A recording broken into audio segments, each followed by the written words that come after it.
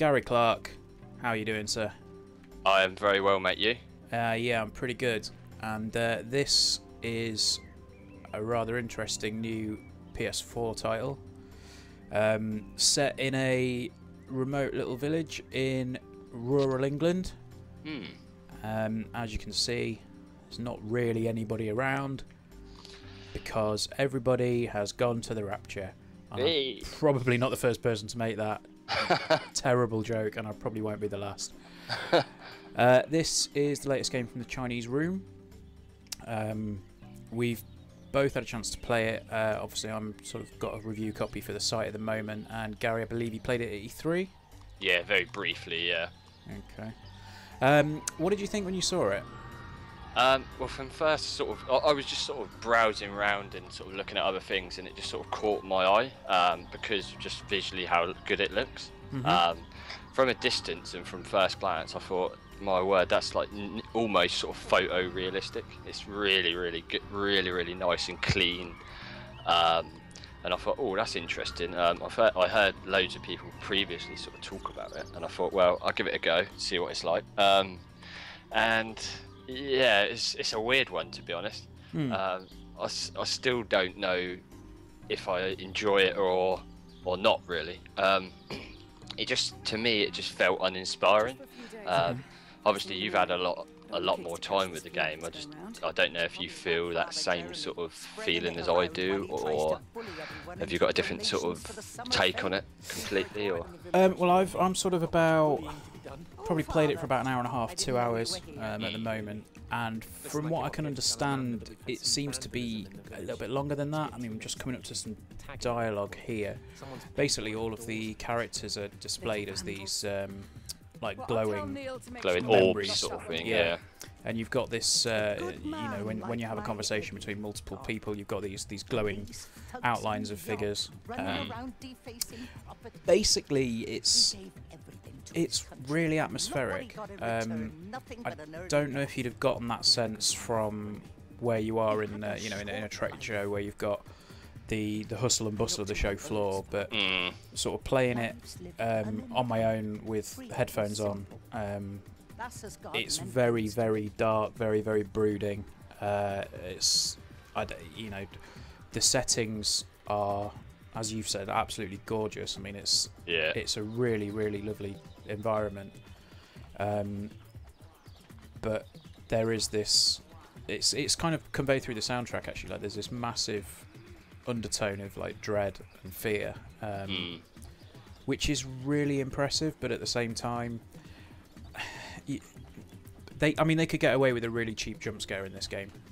Yeah. Like easily, you could be walking along, and you could be, you know, examining something in someone's bathroom, and you could turn around and there would be a figure there, and you would shit bricks and jump through the roof because you just don't expect it. No, and you know, I'm grateful they haven't done that because I quite like my pants the colour they are. But in terms of like the actual game, it's good that they've not done that. I think it's the same with Gone Home and The Vanishing of Ethan Carter. I mean, I think that's probably the thing that will draw the most comparisons because that's quite a recent game as well. Yeah.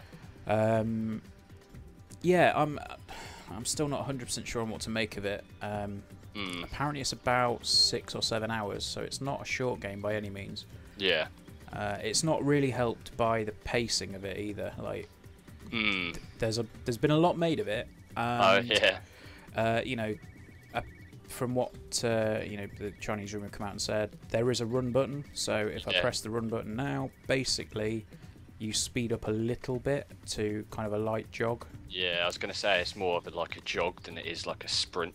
Yeah, so you know, you kind of walk around holding the R2 button, and that is the run speed.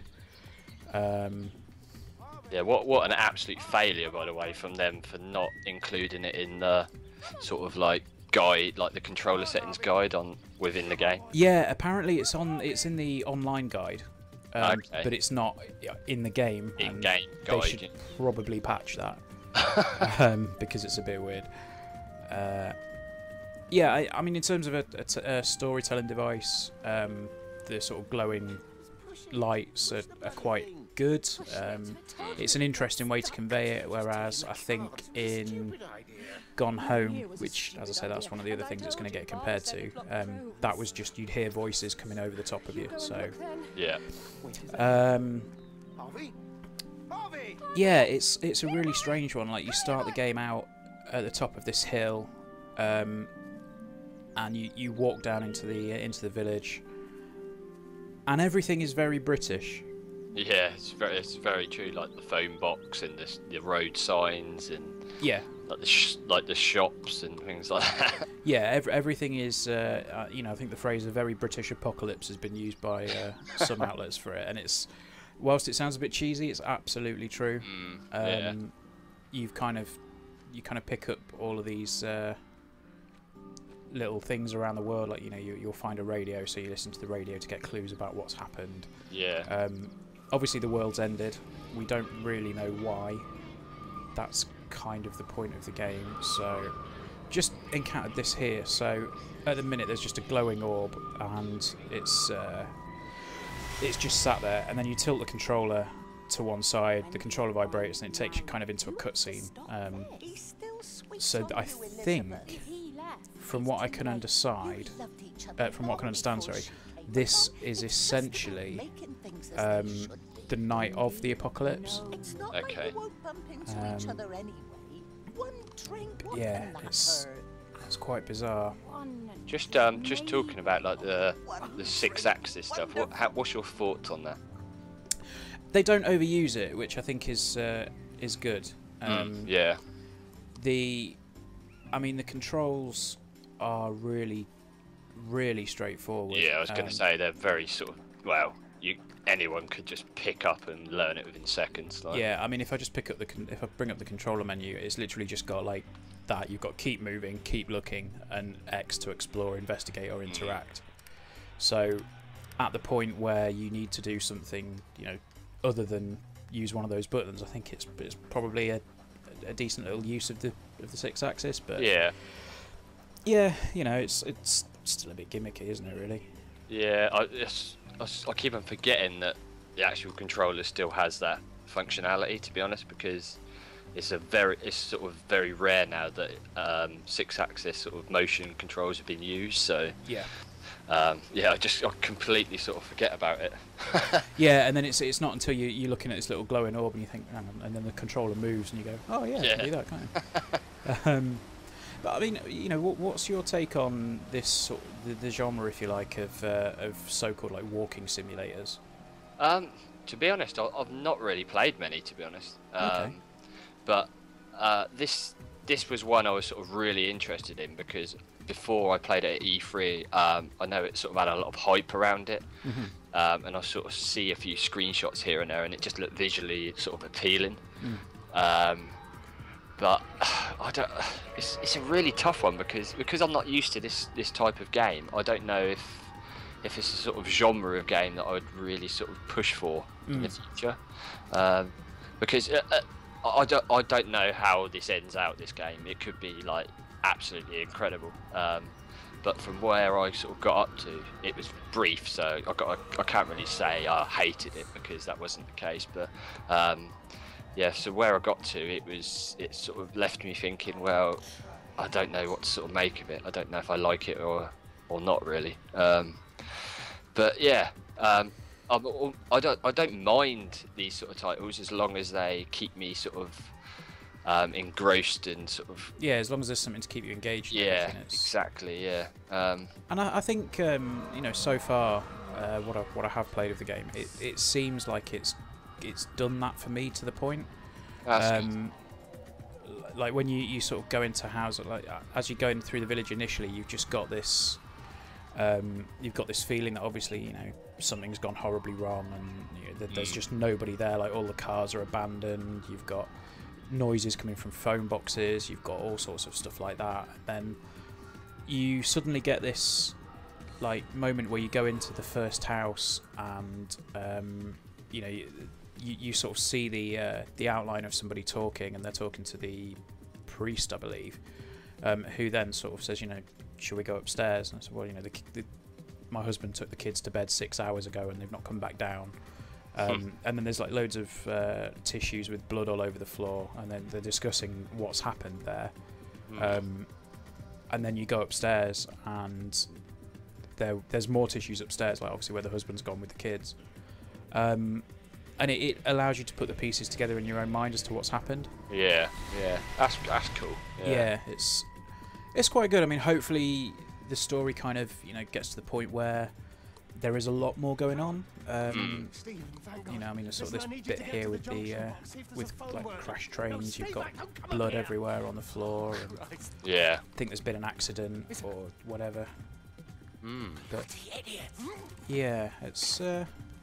I'm pretty sure it must sort of the pacing must sort of up itself towards like the sort of latter part of the game. I'm pretty sure of that, because they need to obviously sort of explain what's happening.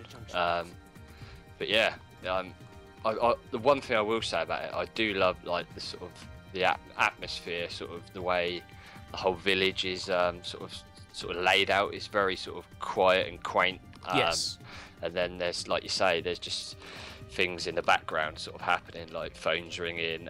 There's like cars with like doors open, and the way they've done it, I give them credit. It's very, very cool. Yeah, but my biggest issue with it, I think, is a bit like you, the pacing. It just didn't when I played it. It just didn't seem to go anywhere. Yeah, and it's not. I'm not saying we need a sprint button because everyone's just going to speed run through it. It's like no, just it's very, very deliberate. And I quite like games that have got a bit of a slower pace to them, a bit more methodical in their in the way that they're set out. But when the map is kind of as big as this one is, because it's not a small map, it's not a small village. You've got quite a lot to explore. It's very open. Yeah, and there's there's multiple. It's not like a linear path. There's multiple little cul-de-sacs and things like that to go down. And you can easily get lost. Oh yeah. I think that's probably one of the things that worries me about the game, is that I think I've probably missed a couple of spots in the game already where I think I might have had to follow one of the orbs of light, but I didn't. There's been a couple in the video already, and it's I just don't want it to be the point where I'm having to backtrack on absolutely everything that I'm doing. Yeah, true. So yeah, this is Everybody's Gone to the Rapture. It's out on the PS4 now, and it is £16. But if you're a PS Plus member, which you probably should be if you've got a PS4, it is £12.79. Full review will be going up as soon as I've finished it and written a bit. But yeah, it seems all right so far. I think that's probably all we can say about it at this point, but it's definitely an interesting game. I mean, as you've said, it looks absolutely gorgeous. It's a very interesting concept, coming into a game at the aftermath of the end of the world rather than saving the world and all the rest of it. Would you say, if you are into those sort of more slower paced titles, would you recommend it to people that own a PS4? At this point, sort of. At this point, I'd probably say yes for the intrigue of it. Right. Okay. It's I mean, it's not like Game of the Year material, but it's an interesting little game. I would probably guess it's going to show up on PS Plus at some point. Yeah, I would say so. Yeah. So yeah, that's Everybody's Gone to the Rapture. Thanks for joining me. Cool. Cheers. And yeah, we'll see you soon.